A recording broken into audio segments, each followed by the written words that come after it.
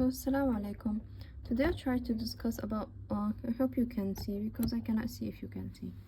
Anyway, we'll discuss more about autism spectrum disorder, which is, you can see, right? Oh, okay. Which is from its name, you can know spectrum. It's very high, has high variability from a patient to another, from child to another. There's something where we call savant autism, which like they have children with autism who has like a high IQ, very high IQ, very high performance, they are intelligent. I don't know if you watched Rain Man before movie, something like this. But another patient might have like normal IQ, just like any other person. In their social communication also might differ. Some children will have okay with their communication, social communication. Other children will show very like it's hard for them to communicate, social communication. So but today we're going to discuss like the main thing, how to diagnose the real thing about autism. Not things like they're not real or yeah. Let's start. First, what's autism? It's actually a neurodevelopmental disorder, so it's present since the child is born. You cannot say that someone who presents to you who's already 30 years old and he now start developing autism. No, maybe he is not showing the symptoms earlier, or he was masking autism. Some females really learn how to mask their symptoms, like they start to act like they are socially interacted, they have some interest but they actually don't. So autism start from early, from childhood, and it's repetitive, restrictive. These are too many very important words to say about autism. They repeat specific things. They are restricted to routines, to some special ideas, to their interest also is very like restrictive. They cannot be suddenly interested in something else. So I want to discuss the most important thing. When the child present to you, what's he's gonna say? Not the child, the mom. What she's gonna complain? Mainly, she will complain about two things. The first one, put in mind, is social communication and interaction. The second one is repetitive, restrictive, or stereotype behavior. So what do we mean by social? Social communication and interaction. These signs actually show before age of 24, and they have either delayed language. They not like playing with other children. They have lack of babbling. They cannot starting saying mama, dada until really late age even, and failure like there's something we call it in autism mind blindness. Like they are not blind no, mind blindness, where they are cannot imagine things, not like us. When I say this is a very like special about autism or a very specific thing, when I want you to look at this hat, there's a hat here, I'll point at the hat, but this is normally, but an autism child, he cannot really understand that you might understand him. Did you get it? Like he said like the pointing part is not important because you're not gonna understand him. He cannot imagine that you cannot understand him. Or even some, they have that but they point in a different way, like this. I remember our professor told us they point like this. This is not how normally people point. That's what we mean mind blindness. Lack of a babbling, vocalization. They have no facial expression. When they love someone, when they hate someone, they have no facial expression. They don't know how to express their feelings. They also sometimes hate physical touch. It's very common in autism. They don't like you to hug them, to kiss them, to touch them, to get close to them.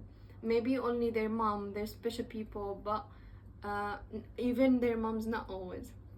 The second part, which is repetitive, restrictive, stereotype behaviors, they have like hand flapping is very common, or playing with their fingers. They keep doing repetitively.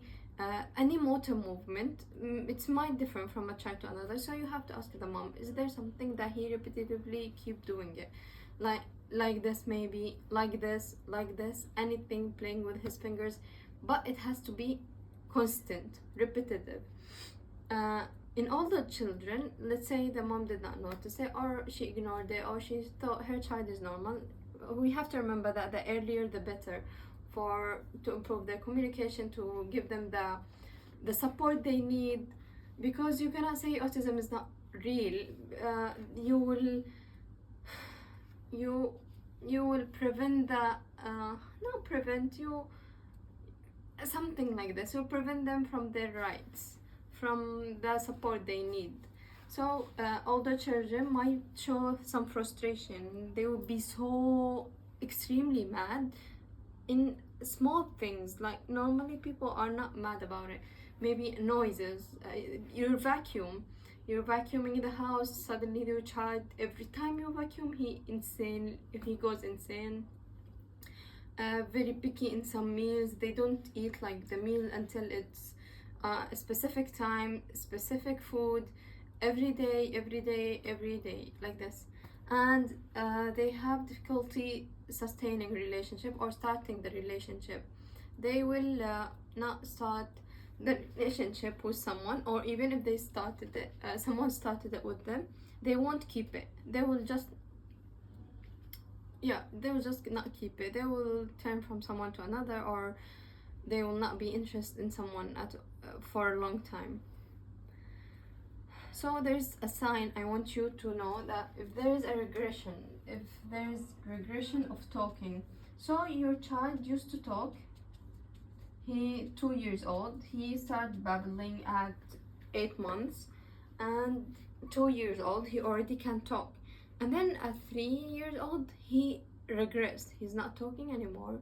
He used to say fully good sentences, I'm hungry, I'm sleepy, I want to sleep, something, and then at age of 3 he regret, he's not saying them anymore.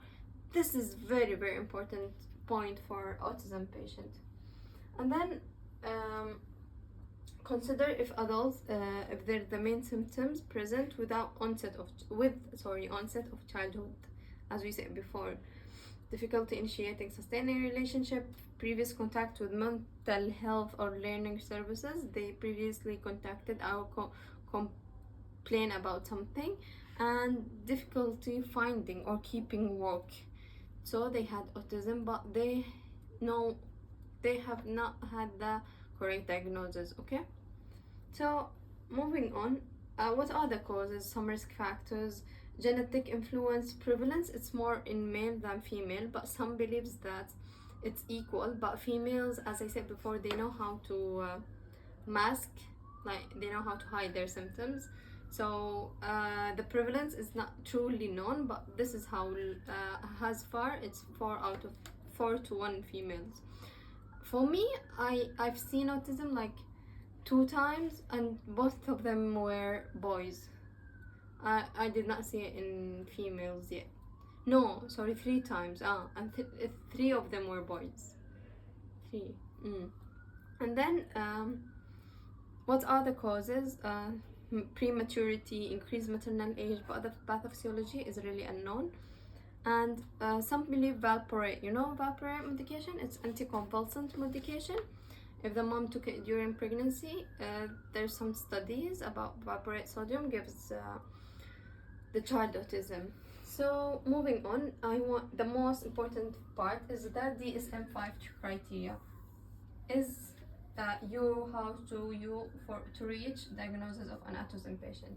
It has 5 main things. We'll go one by one.